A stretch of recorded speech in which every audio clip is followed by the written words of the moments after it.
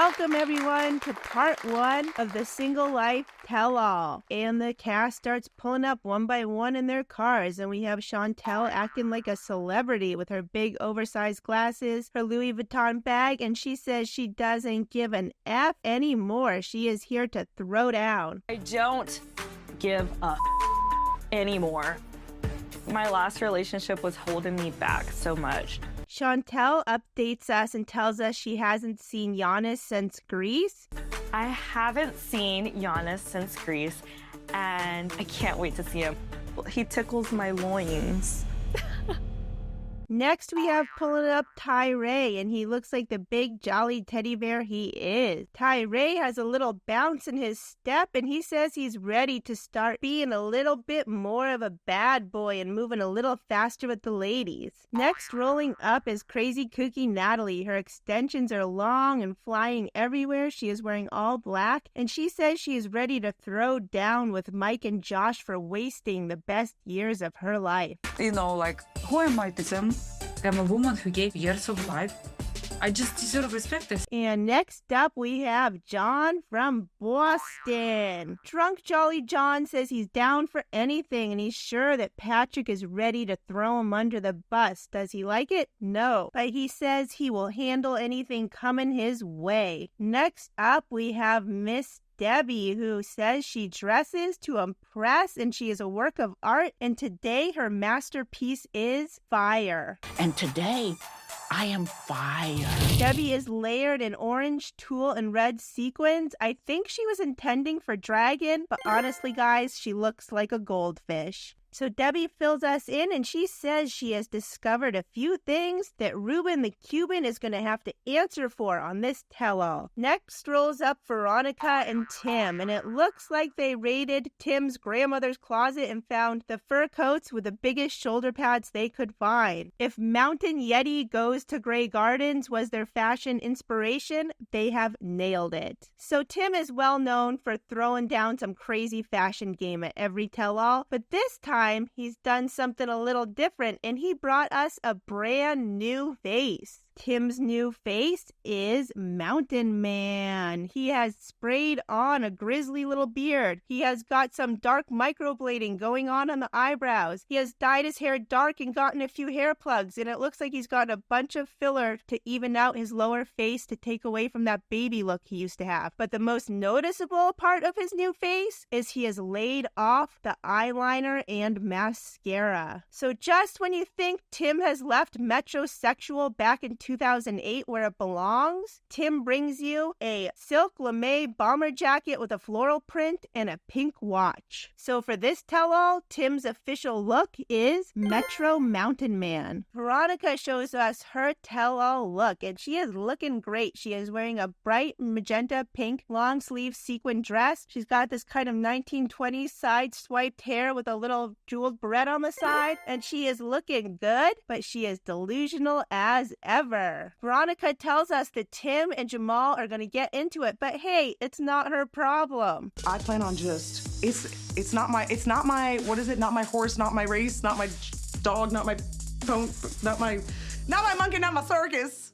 We hate to break it to you, Veronica, but the problem between you and any boyfriend you have is Tim. You are not supposed to be best friends with your ex. That is your monkey, and this is your circus. So now everyone is starting to gather backstage and do their pre-show chit-chat. The first two, the most low maintenance of this entire cast, are back there chatting, and that is Boston John and Teddy Bear Tyray. Well, I mean, all she does is talk about her ex. Yeah.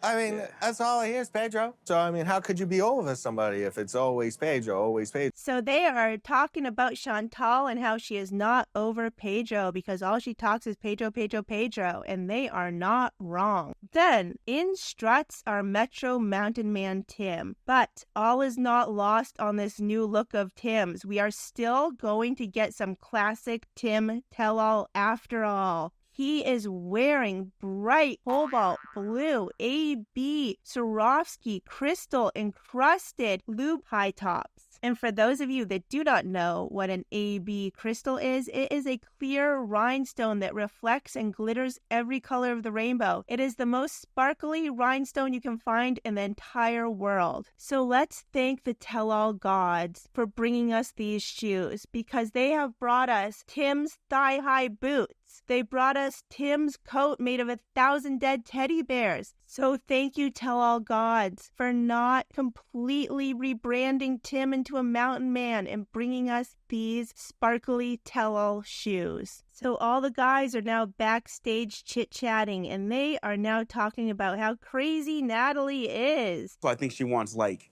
it to be like ancient Rome, where they're fighting over her, and she's like Rapunzel, and her hair is out. Oh, Rapunzel. Next, they start digging into Tyray. They want to know why he is a 33-year-old virgin. How could that be possible? And then we get John chiming in about the honey. It's gonna be a couple pumps and you're done, bro. Bro, thank you. Let's be honest, yeah. First time you hit that honey. And then Natalie, she struts backstage, and usually Natalie looks gorgeous at every tell-all, but this tell-all is not it for Natalie. Her blonde hair is over-dyed, her extensions are looking a little ratty, she is wearing a red dress that doesn't fit her bust, it doesn't flatter her body, and the color is just not her. She's wearing magenta lipstick that conflicts with the color of the dress. She is just not looking like the queen she thinks she is and that she can look like when she wants to. Then the cast dog piles on Tim, and they say how he's got a piercing look, he's condescending, he thinks he's better than everyone, which is all true, but Tim does not like to hear it. I've got resting bitch face. For You're a little bit arrogant. Then Miss Debbie, she is the first person ever to compliment Tim's look, and I don't know how happy Tim is with Miss Debbie being the first person ever to appreciate his look, because she dresses insane. And I love the way you dress, by the way. Oh, thank you. And it is wonderful. I get a guy that knows he's a walking work of art. Veronica makes her way backstage, and we are almost complete and ready to start the tell-all. You're about to turn some numbers on a game show. So we are just missing Chantel, and the entire cast is a little upset by it. They think Chantel is being a little too hoity-toity. She brought her own makeup team. She has not mingled with anyone, and she's in her own separate area. The cast seems a little bitter that their stars do not shine as bright in this trash TV universe. Then the cast dog piles on Chantel to slut shame her for her outfits in Greece. I'm not wearing panties. It's like, Thank you. You're welcome. Let's go this way. Which way am I going? And honestly, Sean has never looked better. This blue and blue eyeshadow looks great on our 61-year-old Sean Robinson. So we start off with Chantel and Giannis. And yes, they are still together in some sort of way. We're not sure if they're quite official or not, but Chantel is giddy over Giannis. Then we jump over to Veronica and Tim, and they are sitting on separate sides of the couch, kind of turned away from each other, which is very interesting. Veronica and Jamal are not together. It ended badly and quickly, she says. Tim was actually very kind and has kept most of his thoughts to himself and Oh, hasn't really? once yet told me I told you so. I'm sure he's thought it because I've received the telepathy. Then we learn the shocking news, just kidding, not shocking at all, that Tim and Louisa are not together. Then we get a quick update on John, and yes, he is still living in Texas with Megan. We always have our days, you know. We're still like, you know, when you start living with someone, you know, it's a little different. Then we jump over to Debbie, who is still in contact with Ruben Ezekubin. Tyray admits that he still talks to Raina, but it doesn't seem like it's a serious thing because they only talked 2 weeks ago. Surprise! Next, it's Natalie. Natalie reveals to the cast and Sean that she is still in touch with Josh, and Josh has asked for a second chance. And even crazier, Natalie is entertaining this second chance despite the ticking time bomb going off in her ovaries. So then we are going to do our deep dive into Veronica and Tim. They are friends right now. I guess sometimes they hate each other, sometimes they don't. Same old. But we are going to have Louisa and Jamal come on stage, and they are going to duke it out. Jamal, Louisa, thank you for joining us. Louisa is looking gorgeous. She's got on a beautiful dress that complements her skin tone, some cute platforms, and these little feather details on her shoulders. She is the best dressed of this tell-all. No surprise here, Jamal and Tim still hate each other. So Jamal stands by what he said, but he did say the long night and tequila got him a little extra feisty in that fight. But then, no tequila and long night here, Jamal digs right back in. Jamal claims that Veronica and Tim trash talk each other to their dating partners and it makes a big old mess. He also claims that Veronica and Tim are phony, that they really aren't these true best friends and that the whole thing is a ruse. You know why how y'all sitting next to each other? Because that's a known fact that Veronica and I joke about all the time. Woo-wee! And then Louisa comes in to double down and she says that Tim and Veronica are big old fat bonies. They are showing that we are the best friends. We love each other. Louisa is amazing. Tim then says, like, duh, me and Veronica shit talk each other. And the whole thing is really complicated because why are Veronica and Tim even friends at this point? And are Louisa and Jamal dating? Because they are awfully friendly up here on stage. Jamal is not having the excuses thrown his way by Veronica and Tim. It's stupid. Well, that's your opinion. No, it's fact. Nothing you ever say, Jamal, is going to be a fact. Oh, now Tim is big mad. He is going to come for Jamal. But Jamal is not letting that happen. And Jamal says, I have receipts too, sweetheart. Did you call me sweetheart? Yeah, because you're looking like one.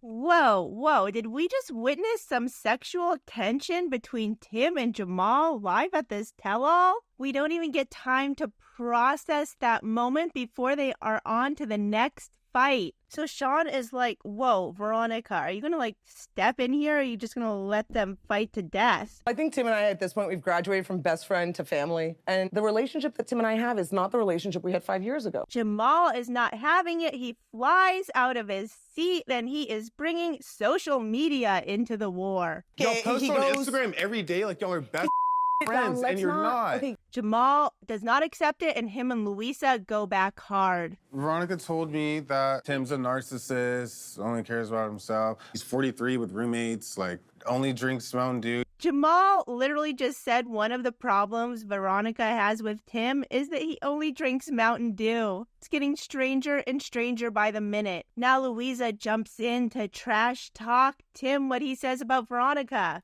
She says that Tim says Veronica's a drama queen. She's a nutcase who causes problems. Jamal realizes this battle isn't going anywhere, so he turns to the cast and he's like, hello, can you be friends with your ex? He knows everyone's gonna be like, no, that's weird. I would never want to be with somebody who is still friends with their ex because I feel that's just me. I wouldn't want it.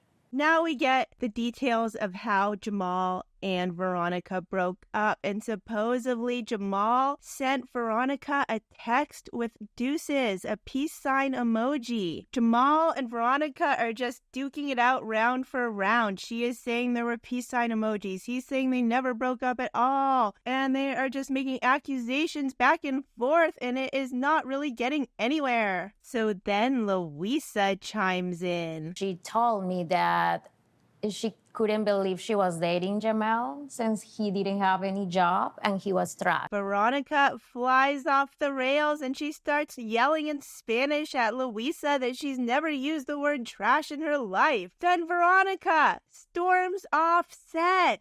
Yo te estaba defendiendo y cuando te hiciste mentirosa, ya tú moriste conmigo. Long story short of this crazy couple is they just didn't work. Jamal says, you know what? They just didn't work, and Veronica agrees. And just like that, everything is water under the bridge. Veronica accepts Jamal's apology, and they are going to move on. Someone quips in, oh, maybe you'll get back together. And they're both like, whoa, no, never happening. We are done. So next we go to Tyray. So our adorable, sweet teddy bear Tyray says the big thing holding him back in dating is his fear of rejection. That is why none of these relationships have panned out, and that is why he doesn't put himself out there. You need to think like Tim, because it's true. Not everybody's type, so rejection is part of life. So then the big question, the elephant in the room, is Tyray still a virgin? Yeah. Don't be ashamed of it. Okay. It's fine. Be proud of it. Thank you. You're a clean person. So who do the producers bring us to help Tyray become a womanizer? Our boy Sharper from Turkey is now on set virtually. Please welcome Sharper. Don't listen, Tyray. So Sharper doesn't even miss a beat. He comes right after our lovable teddy bear Tyray for his giggling. And it's like, oh no, you didn't, because that is the most lovable part of Tyray, his giggle. I assure you, no creatures on this planet with a vagina will like that. But it gets worse. They let Sharper keep going, and he insists on telling Tyray the secret of his success with women. Oh, no, man. So Sharper's whole secret weapon is the tiger attack. Yes, you heard that right. He calls it the tiger attack. So Sharper's secret weapon is that when you go out on a date with a girl, you let her sit with her back to the bathroom. When the date is ending, you head to the bathroom and you walk back from the bathroom and you start kissing her neck from behind. This sounds like a horror movie. Everyone's like, Sharper, just stop. God, no, make it end. Stop. This is so cringy. Everybody on set either looks horrified or they are cringing. Yeah, so just when you think it can't get any cringier, Sharper is now going to compare having sex to driving an airplane. Because sex is like a plane, a flight.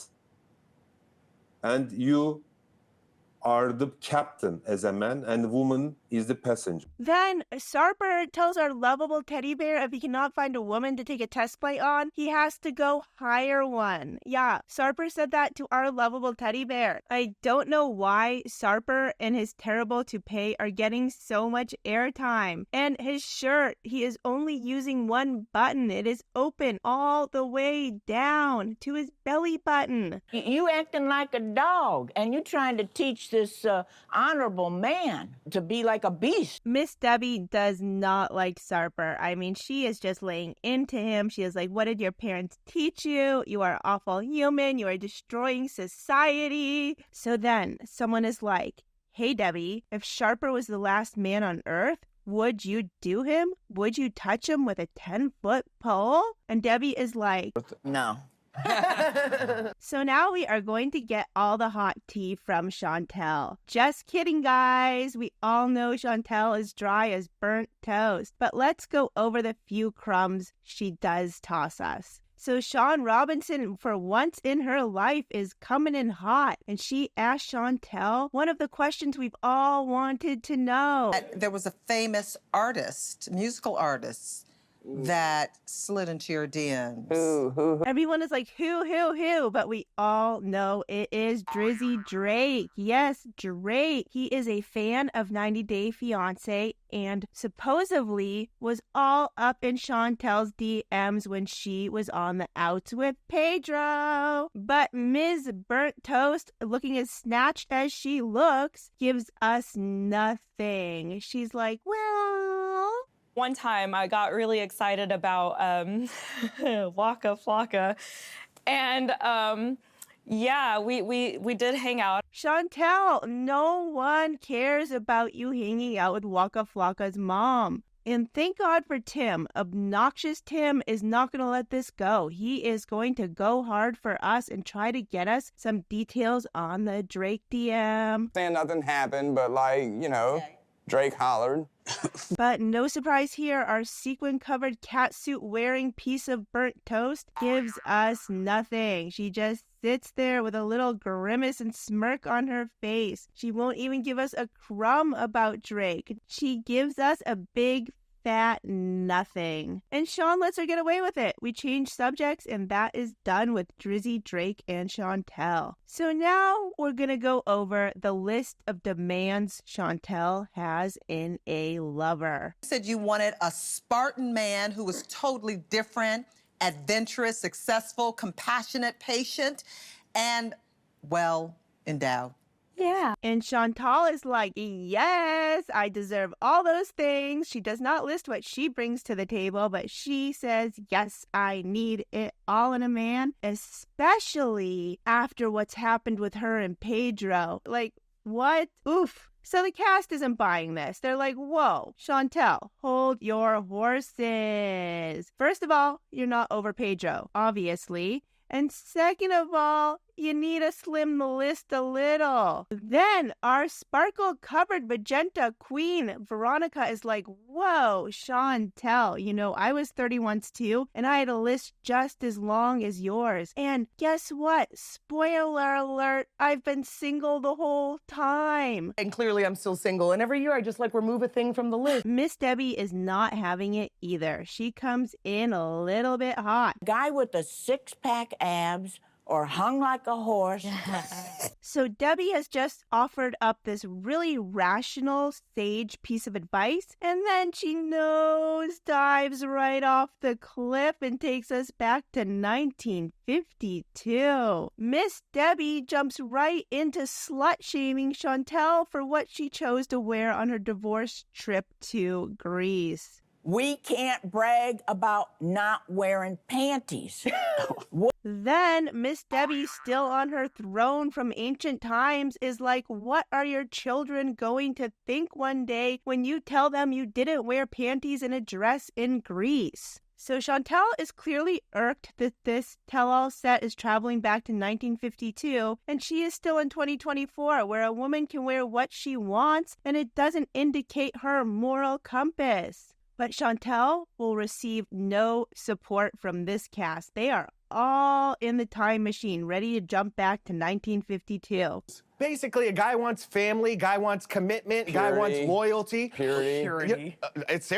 See, exactly. Your ears are not tricking you. You heard that right. Tim and John want their future wives to have purity. And how are Tim and John going to decide that their future wives are pure enough to marry them? By how a woman dressed before they even met them or knew them. Yes, that is what they're saying. It is insane. Was there something wrong with my trip to Greece? No, Chantal, actually there wasn't. But let's let this tell-all set in its time machine in 1952 dogpile on you. So the cast keeps going on this. They are telling Chantel she is sending the wrong signal. She's never going to meet a rich man. She's never going to meet a high-class man, despite Drizzy Drake, the superstar, slipping into her DMs. And nobody, not even the women, are standing up for Chantel. Just when you think the tell-all set is going to be trapped in 1952 forever, the camera pans to the side. We see gold sequins and blonde hair. I'm a piece of meat and I'm desirable. Well, you should not watch them. Wear your damn granny panties. That is right, everyone. It is Karen. Mama Chantel is here at the tell-all set. I'm not even a fan of Karen. I don't watch The Family Chantel, never got into that, but I am so relieved to see we have a pilot to guide our ship back to 2024. You're more than that, Chantel.